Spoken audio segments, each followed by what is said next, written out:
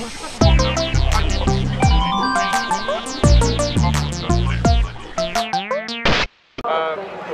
I don't know if you've got like something that they want you to talk about or anything like that, or I mean, because there was just the headphones I know are some cool new thing that I haven't heard about. Yeah, I guess this is our coolest, newest product from Creative. You know, we have our Fatal1ty X5 sound cards, we have our Fatal1ty Pro headphones. Yeah. But this is our newest product, and these are the Fatal1ty MK2 headphones. So these actually have a microphone that actually can tell the distance of where the sound's coming from. So like you hear my buddy Frank up there doing the emceeing. He's up there and he's talking, right? But I have these on, I'm like, okay, hey guys, I'm going to around the catwalk or whatever, right? Yeah, yeah. It can actually hear the distance that my mouth, the voice, the sound is traveling to the microphone, whereas his is coming from a farther away, so it can tell us a farther distance away. So it actually knows to subtract his voice and only send mine, because mine's the closer distance, you know? Good call. So this is like, it's called the Silencer technology, and this is basically for gamers that want to, talk to their teammates and not hear their mom or dad yelling behind in the background. Also like LAN parties and or stuff. if you have a LAN party at a tournament.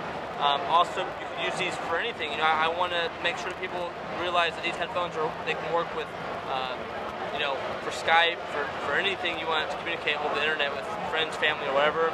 Also, you can take them on airplanes very easily.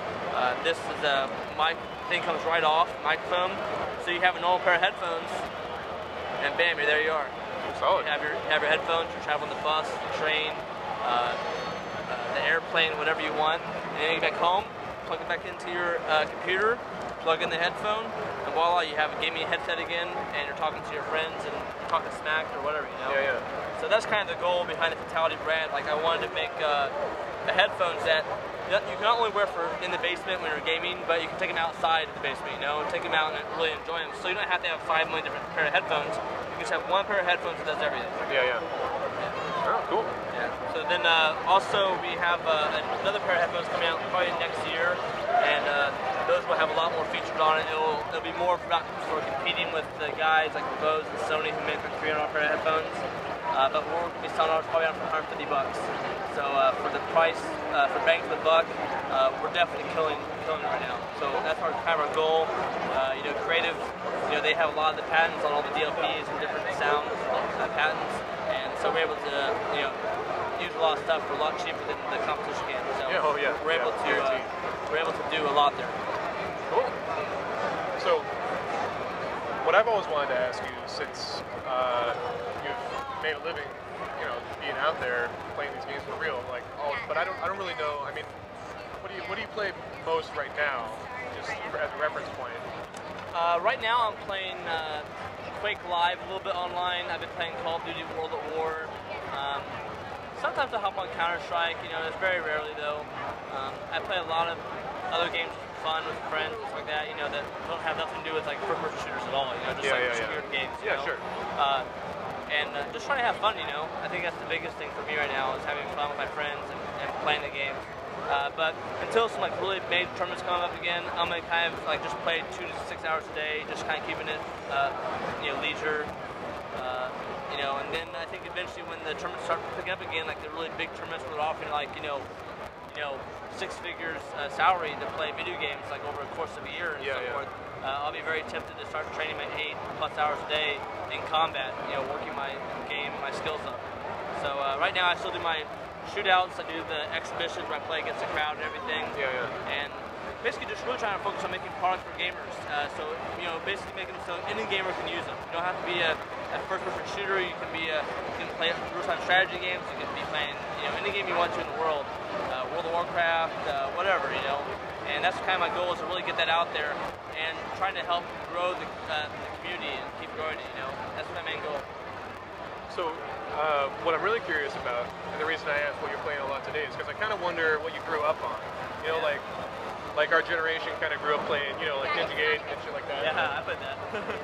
But the other day I played a little Tribes, original Star Siege Tribes. Oh wow. I found it. Me and my friend were talking about it. Wow. Yeah. And I was like, dude, I think I have that on my hard drive still, on my old hard drive. Oh wow. And I just booted it up, and it was a patched version that I'd gotten a couple years ago.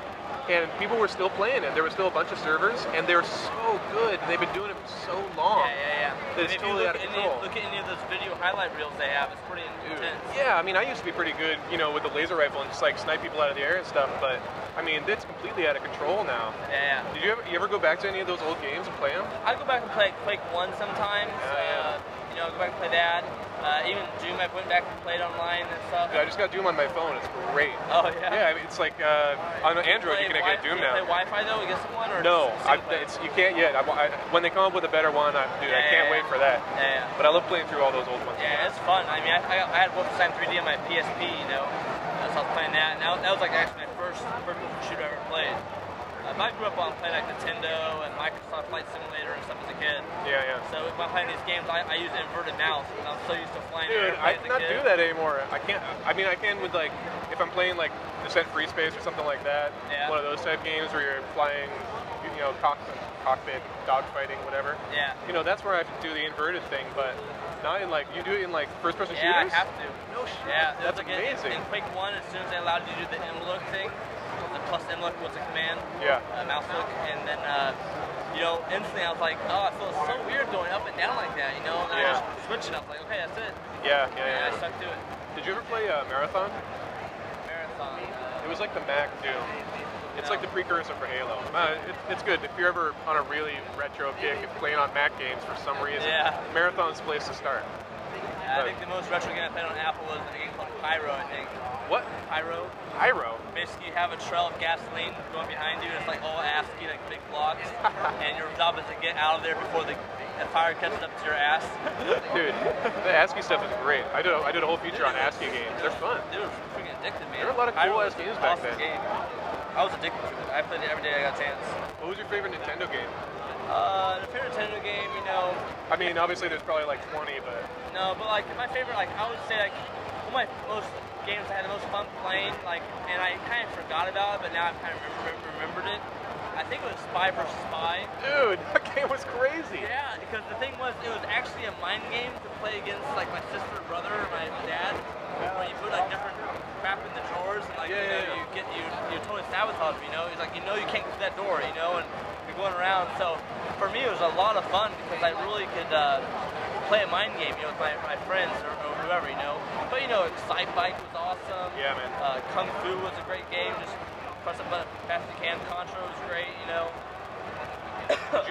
Did you get to see, were you at PAX this last year? No. Dude, at PAX they played Versus. Excite Bike is the final game in their like big ass championship. Yeah. I had no idea it even existed, but it looks so fun. You know, it's like actual dual screen, two people playing Excite Bike racing on the same track. Yeah. I mean, I always wanted to do that when I was a kid playing Excite Bike, but we'd have to switch off always. No, but it's like you play two-person Excite Bike. What? But it's switching off and like. No, you can play against each other, knock each other off. Yeah. Really? Sure. Am I tripping? I guess so, man. Sure. Well, maybe I'm tripping. I don't know. I'm almost sure you could have done that at Excite Bike. I'm almost 100% sure you could. Well, man. Well, then maybe I'm just not remembering correctly. But yeah, I don't know. I don't think I'm making a mistake there. I think it could, you know. I mean, I can pull it up right now, but it'd be really nerdy. Yeah. It's like on my laptop in the emulator, but I'm not going to do that. So you're known for multiplayer gaming. Do you ever still lock yourself in a room and play Mass Effect or anything single player? Man, I'm not like, you know, I'm not really much of a single player kind of guy. I mean, if I play a single player, I play it because I want to get through it to play the multiplayer, you know. Like I almost use it as a tutorial to play the multiplayer, you know. So that's like Doom 3 when that came out. I loved the freaking single player on that game. I thought that single player on Doom 3 was nuts. Good. I was totally scared and like the game was scary. I mean, I was in a basement. It was completely black, and I had 7.1 surround sound speakers, and I did have spiders in my basement, you know. So like these 3-foot spiders, like dude, they grew. Like oh my god, like so. I'm out of that place now, thank God. But yeah, it was pretty scary, you know. Yeah, me and my friend used to live in this house back in Kansas City, and it was like a total bachelor's pad, you know. But I remember I used to have spiders. I lived on the basement floor in the basement. And we had an outdoor patio to the pool. And I remember like sometimes you could see spiders, you know, and it scared the hell out of me. And so playing Doom like scared me even more.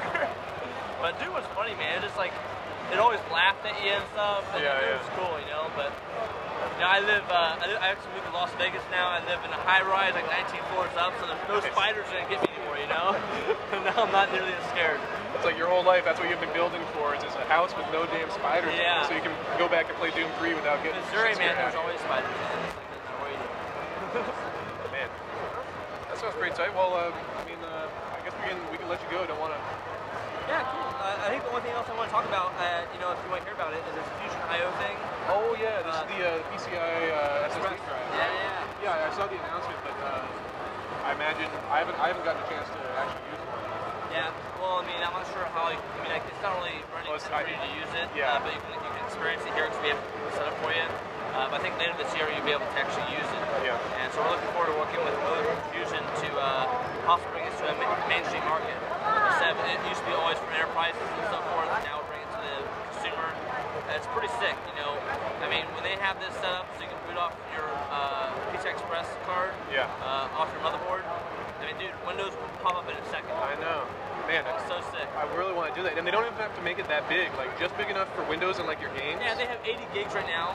That's plenty. I mean, if they can bring you can the load cost Windows, down. you can load probably a couple of your favorite games, you can load all your applications on it, everything, you know. Then you got your regular drives with your movies and music whatever on else, it, whatever else.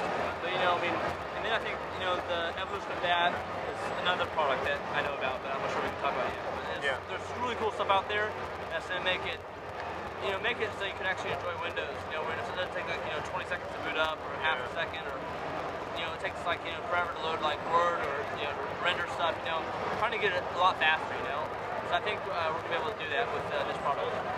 Sounds good.